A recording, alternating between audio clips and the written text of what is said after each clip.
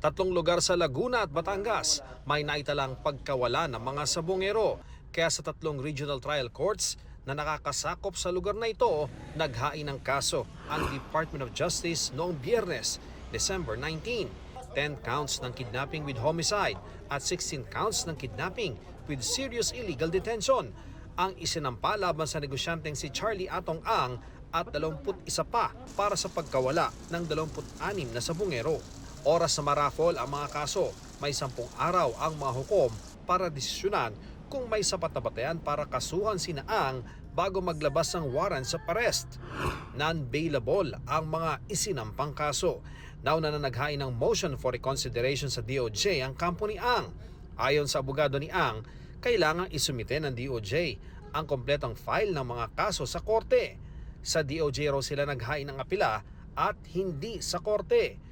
Kung babaliwalain nila ng DOJ ang motion, ay dapat handa ang kagawaran sa mga posibleng kakarapin dahil dito. Pero sabi ng DOJ, pwede pa rin silang magsampa ng kaso habang nire-resolba ng DOJ ang kanilang motion for reconsideration. Bukod sa mga isinampang kaso sa Laguna at Batangas, may dinidinig ng mga kasong kidnapping with serious illegal detention sa Manila at San Pablo RTC kaugnay ng mga nawawalang sabongero.